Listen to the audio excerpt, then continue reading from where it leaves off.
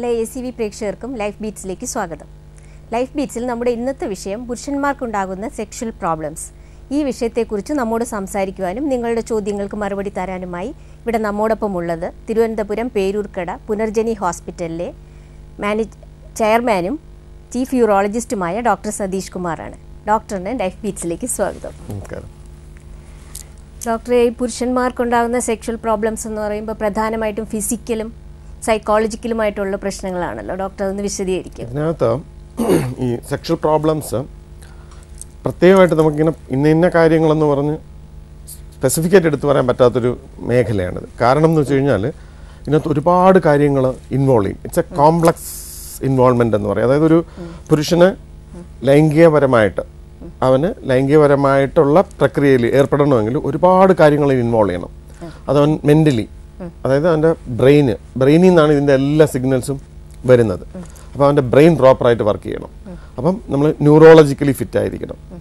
Second thing, hormones ഇതിന് എല്ലാം involve ചെയ്യുന്നുണ്ട്. നമ്മൾ ന്യൂറൽ ഇൻവോൾവ്മെൻ്റ് എന്ന് പറയും, ന്യൂറോൺസ്. എൻഡോക്രൈൻ എന്ന് പറയും, ഹോർമോണിൻ്റെ ഇൻവോൾവ്മെൻറ്റ്. വാസ്കുലർ, അതായത് രക്തക്കൊഴലുകളിലൂടെ രക്തഓട്ടം. ഇത് നാലാമത്തെ കാര്യം സൈക്കോളജിക്കൽ. ഇതെല്ലാം കറക്റ്റായിട്ട് പ്രോപ്പറായിട്ട് വർക്ക് ചെയ്താൽ മാത്രമേ ഒരു പുരുഷന് ലൈംഗികപരമായിട്ടുള്ള പ്രക്രിയയിൽ ഏർപ്പെടാൻ പറ്റത്തുള്ളൂ. ഇതിൽ വരുന്ന ഏത് വ്യത്യാസവും അല്ലെങ്കിൽ വ്യതിയാനവും അവനെ ലൈംഗികപരമായിട്ട് ബാധിക്കും. പ്രോബ്ലംസ് ആണ്. ഇന്നത്തുള്ള പ്രശ്നം ഇപ്പോൾ നമ്മളിപ്പോൾ പുരുഷ ലൈംഗിക പ്രശ്നങ്ങളെന്ന് പറഞ്ഞു. ഈ പുരുഷനുള്ള ലൈംഗിക പ്രശ്നങ്ങൾ പോലെ തന്നെയാണ് സ്ത്രീകൾക്കും ലൈംഗിക പ്രശ്നങ്ങൾ ഒത്തിരി ഉണ്ട്. പക്ഷേ പുരുഷനെ സംബന്ധിച്ചിടത്തോളം ഈ ലൈംഗിക പ്രക്രിയയിൽ അവനാണ് ആക്റ്റീവ് റോൾ. പുരുഷന് മാത്രമേ ഉള്ളൂ അതിന് ആക്റ്റീവ് റോൾ ഉള്ളൂ. ഒരു സ്ത്രീയെ സംബന്ധിച്ചിടത്തോളം അവർക്കൊരു ആക്റ്റീവ് റോൾ ഇല്ല. അതിൽ അവരെ പാസീവ് റോൾ എന്ന് പറയും. അപ്പം അവർക്ക് പ്രൂവ് ചെയ്യാനൊന്നുമില്ല. അതേസമയം പുരുഷനെ സംബന്ധിച്ചിടത്തോളം അവന് നല്ലപോലെ ഒരു ഇറക്ഷൻ അഥവാ ഉദ്ധാരണം ഉണ്ടായി വരണം. എങ്കിൽ മാത്രമേ അവന് ലൈംഗികമായിട്ട് ബന്ധപ്പെടാൻ പറ്റത്തുള്ളൂ. അതുപോലെ തന്നെ ഇജാക്കുലേഷൻ കൃത്യമായിട്ട് നടക്കണം, നമ്മളെ സ്ഖലനം കൃത്യമായിട്ട് നടക്കണം. അപ്പോൾ ഈ പറഞ്ഞ എല്ലാ കാര്യങ്ങളും കൃത്യമായിട്ട് നടന്നില്ലെങ്കിൽ അവന് സെക്ഷൽ പ്രോബ്ലംസ് ഉണ്ടെന്ന് പറയും. അപ്പോൾ പുരുഷനെ സംബന്ധിച്ചിടത്തോളം അവന് പ്രൂവ് ചെയ്തേ പറ്റൂ.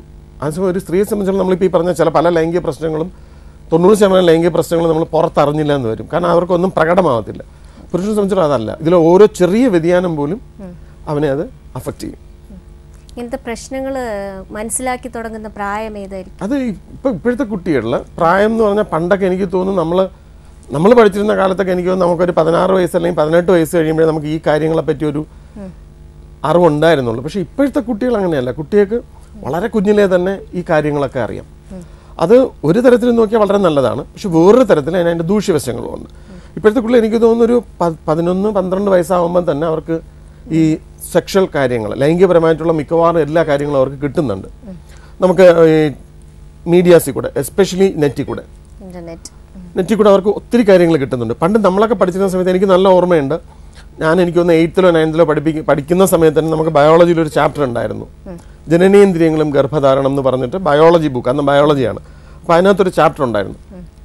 അത് പഠിപ്പിക്കാൻ പോലും നമ്മളെ ബയോളജി ടീച്ചറിന് ഒരു മടിയായിരുന്നു പഠിപ്പിക്കാനായിട്ട് ആ സമയത്ത്.